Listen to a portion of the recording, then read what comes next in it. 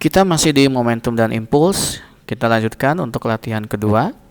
Setelah kita sudah membahas 5 soal di latihan 1, kita melanjutkan ke 5 soal berikutnya di latihan 2. Perhatikan soal nomor 1 di latihan 2 ini. Dua buah benda dengan massa sama M bergerak berlawanan arah dengan kecepatan 10 meter per second dan 5 meter per second. Jadi ada dua benda. Kedua benda menjadi satu setelah tumbukan. Tentukan kecepatan kedua benda dan arahnya masing-masing.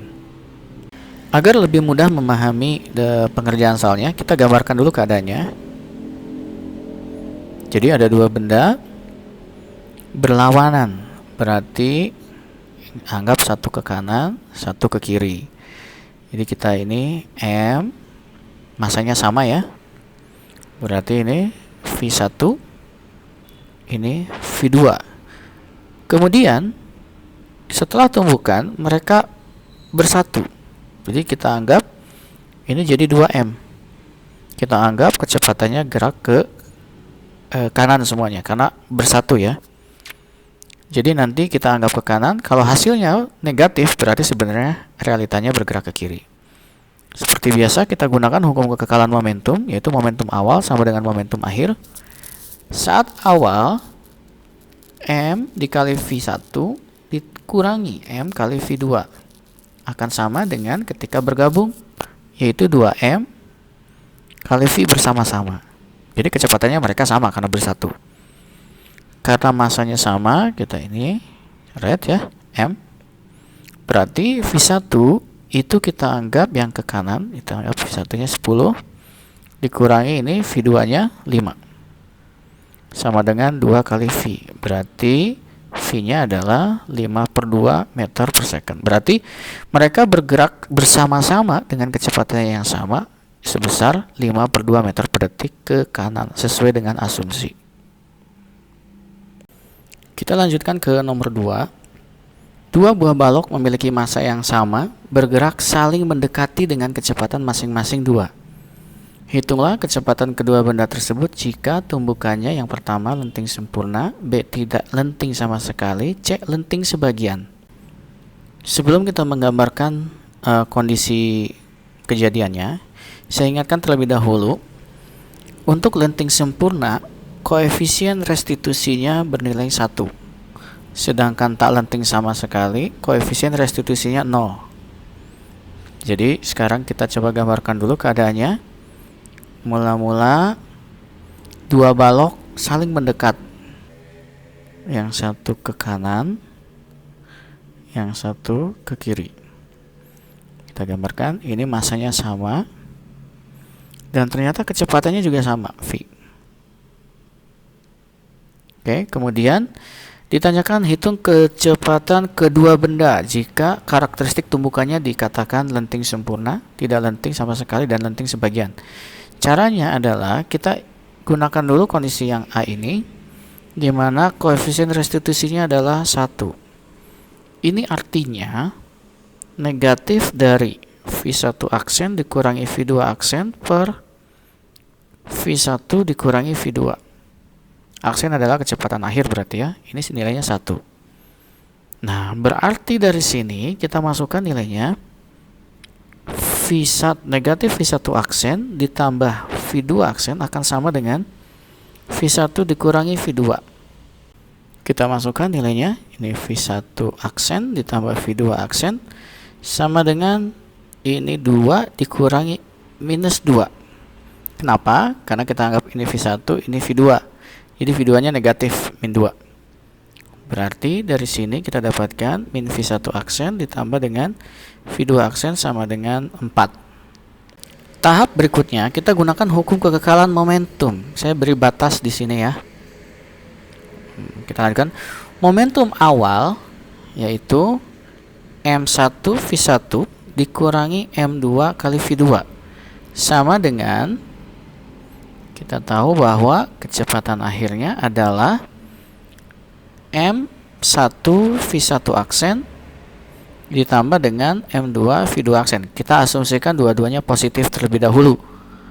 Nah, kita M-nya kan sama nih, kita coret dulu. V1 dikurangi V2 juga sama, berarti 0 ya. Sama dengan V1 aksen ditambah dengan V2 aksen. Kita gunakan hasil dari koefisien restitusi bahwa min V1 aksen ditambah V2 aksen sama dengan 4. Berarti V2 aksennya adalah V1 aksen ditambah 4. Dari sini kita bisa mendapatkan V1 aksennya sama dengan min 2 meter per second. Artinya V1 aksen dia benda ke-1 bergerak ke kiri.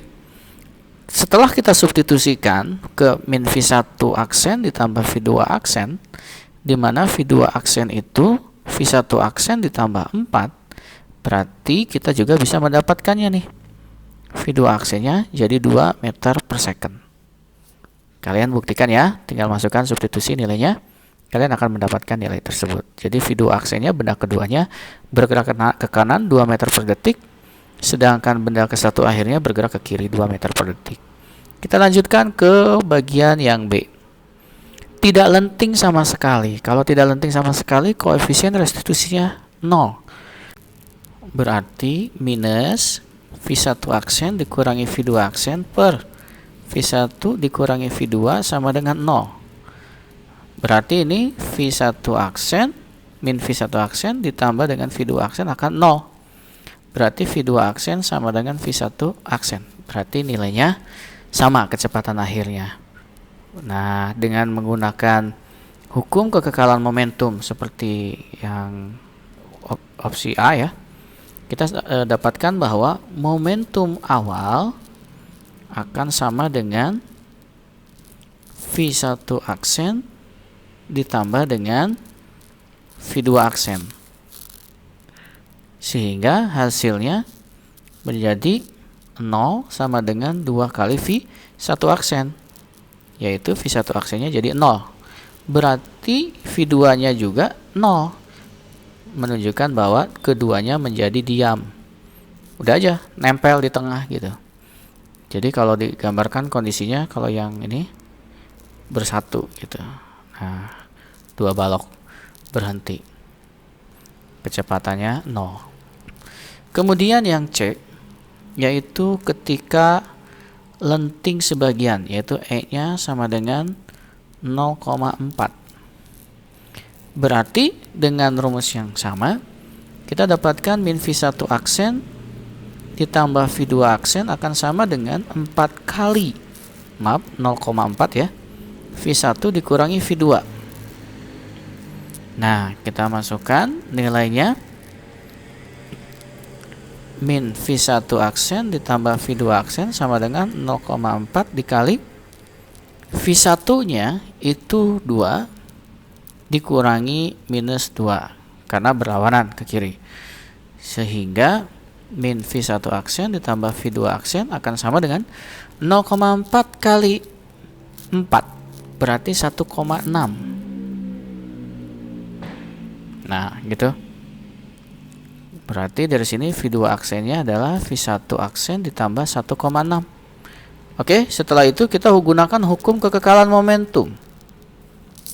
Hukum kekekalan momentum, kita sudah dapatkan momentum awal sama dengan momentum akhir sampai disimpulkan bahwa 0 sama dengan V1 aksen ditambah dengan V2 aksen.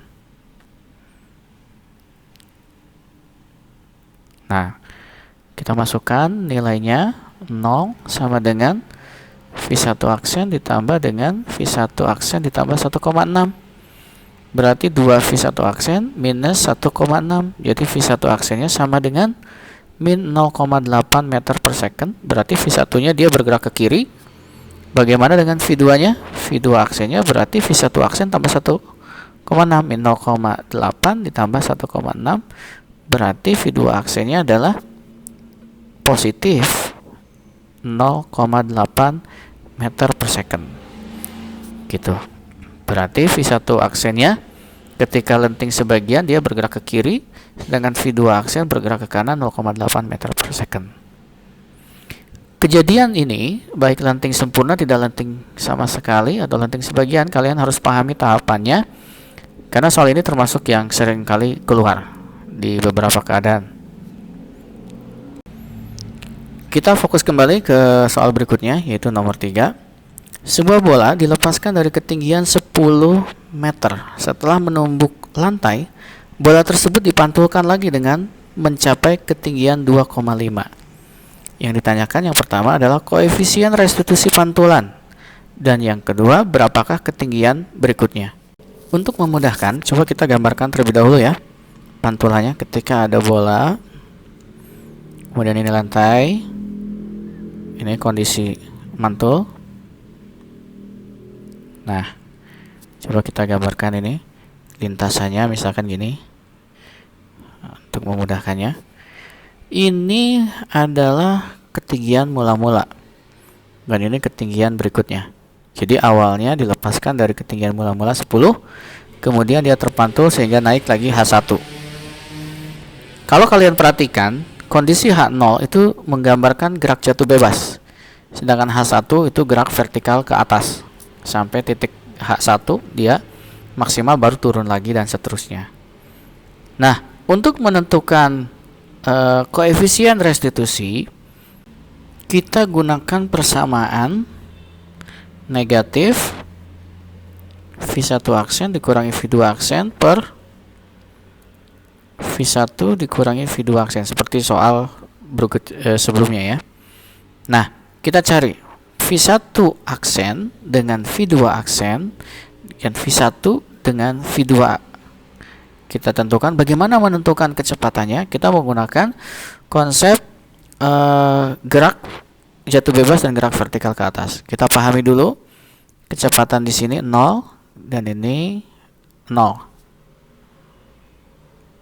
Nah, yang harus kalian perhatikan adalah kecepatan tepat sebelum menumbuk tanah dan kecepatan setelah menumbuk tanah. Jadi kan berbeda ya. Kita tahu, kalau kalian ingat lagi ya, kalau di gerak jatuh bebas ini, kita akan mendapatkan bahwa V1 ini akar dari 2 GH mula-mula. Kalian baca lagi tentang gerak jatuh bebas ya. Sehingga kita akan mendapatkan akar 2 kali 10 dari 10, atau 10 akar 2 meter per second. Kemudian bola itu dipantulkan, berarti ini gerak vertikal ke atas. Nah, kalian akan mendapatkan bahwa V2 ini diperoleh dari 2GH1. Jadi akar dari 2 kali 10 kali H1-nya adalah 2,5. Berarti kita dapatkan 5 akar 2 meter per second. Nah, kita masukkan nilainya. Berarti ini negatif dari V1. V1-nya yang mana nih? Ini V1, V2 akhir. Berarti kalau kita lihat saat mula-mula, sebenarnya dia menumbuk apa? Kalian harus pahami ya. Dia menumbuk tanah. Berarti andaikan benda ini adalah benda pertama dan lantainya adalah benda kedua, maka kecepatan lantai akan selalu 0. Gitu. Berarti kita dapatkan bahwa V1 mula-mula keadaannya ketika dia jatuh. Sedangkan V1 aksen itu ketika dia sudah naik. Berarti ini kita isi dengan 5 akar 2 dikurangi kecepatan lantainya 0. Lantainya kan tidak bergerak ya. Kemudian ini 10 akar 2 dikurangi 0 juga karena lantainya 0. Berarti dari sini, kita asumsikan, awas, benda jatuh ke bawah, ada benda jatuh ke atas. Kita asumsikan kecepatan benda yang bergerak ke arah atas itu bernilai positif, sedangkan benda yang bergerak ke arah bawah itu kita anggap negatif. Itu asumsi ya. Berarti yang V1 akhir negatif, sedangkan ini positif, ini negatif, yang 10 akar 2-nya, karena turun dia, jatuh. Berarti di sini negatif dari 5 akar 2 per minus 10 akar 2. Minus dibagi minus positif ya. Nah, akar 2-nya kita coret. Tinggal 5 per 10. Jadi setengah. Berarti koefisien restitusinya untuk kejadian ini adalah setengah. Berapa ketinggian berikutnya? Ini adalah yang A. Sekarang kita prediksi yang B. Kalau kalian perhatikan, sebenarnya koefisien restitusinya ini bisa diperoleh dari ketinggian akhir. Nah, ini kalau kita lihat ya, negatif dari akar 2GH1 berikutnya gitu, dikurangi 0 per, ini untuk mempermudah kita ya, negatif akar 2GH mula-mula dikurangi 0. Kita akan dapatkan bahwa sebenarnya persamaannya cukup H akhir per H mula-mula. Artinya kalau kita ingin memprediksi pantulan kedua, berarti kita gunakan ini aja. Koefisien restitusi itu akar dari H2 per H1. Atau 0,5 sama dengan akar dari H2 per H1-nya adalah berapa? 2,5. Sehingga kita dapatkan bahwa ini kalau kuadratnya dihilangkan berarti H2-nya adalah 0,5 kuadrat kali 2,5 atau seperempat ya.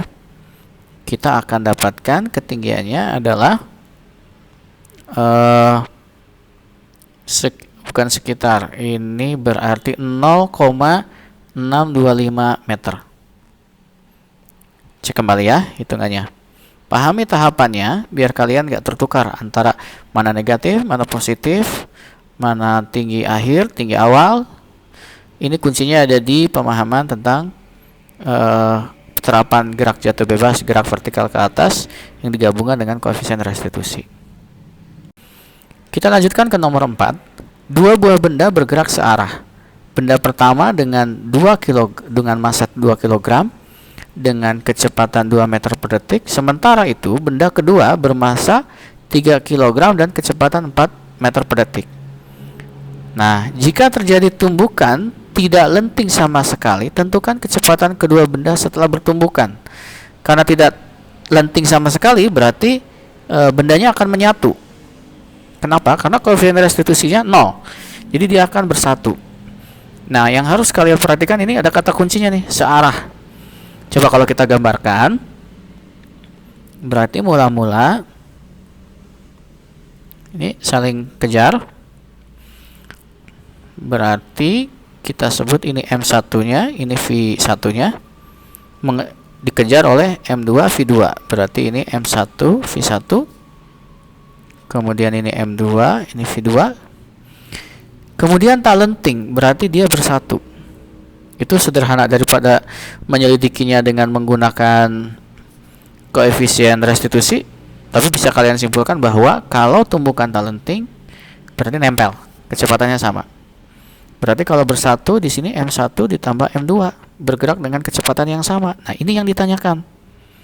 Kita gunakan hukum kekekalan momentum saja langsung. Jadi momentum awal sama dengan momentum akhir. Momentum awalnya adalah M1 V1 ditambah dengan, karena searah ya, jadi positif semua, sama dengan, kita anggap semuanya ke kanan biar positif. Kalau ternyata hasilnya negatif, berarti asumsi berlawanan dengan asumsi kita. Kita masukkan nilainya. Ini 2 kali 2 ditambah dengan 3 kali 4 sama dengan 2 ditambah 3 kali V yang ditanyakan. Berarti ini 4 ditambah 12, ini 16 sama dengan 5 V2. Maaf, V-nya, mereka berdua. V-nya adalah 16 per 5. Ini berarti jawabannya adalah 3,2 meter per second. Kalian pahami lagi bagaimana menggunakan persamaan hukum kekekalan momentum. Dan kalian pahami kembali apa makna koefisien restitusi tak lenting sama sekali. Kita masuk ke nomor 5. Sebuah roket membakar bahan bakar dengan laju pembakaran. Ingat di sini kalian ada pemahaman baru bahwa laju kecepatan itu tidak harus meter per detik. Tapi kalau kalian perhatikan ini 200 kg per detik. Berarti ini menunjukkan perubahan massa per waktu. Atau per delta T. Jika roket membuang gasnya dengan kelajuan relatif, berarti ini baru V-nya. Carilah gaya dorong roket. Berarti ditanya F berapa? Coba kita perhatikan lagi. Kita ingat-ingat kembali persamaan gaya. Gaya itu massa kali percepatan. Berarti F itu sama dengan massa kali kecepatan dibagi terhadap perubahan waktu. Nah, kita lihat, kita coba ubah. Ini M per delta T secara matematis bisa diubah gini. Nah, ini menunjukkan bahwa M per delta T itu adalah laju pembakarannya, yaitu 200 kg per detik. Dan kecepatannya relatif adalah 6 km, berarti 6.000 ya. Berarti gayanya adalah 12.00000 Newton. Atau menggunakan notasi ilmiah 1,2 kali 10 pangkat 5 Newton. Alhamdulillah kita sudah menyelesaikan 5 soal berikutnya di latihan 2 ini. Kalian tetap simak video dan pembahasannya. Jangan lupa catat dan kerjakan kembali agar kalian siap menghadapi tes online-nya.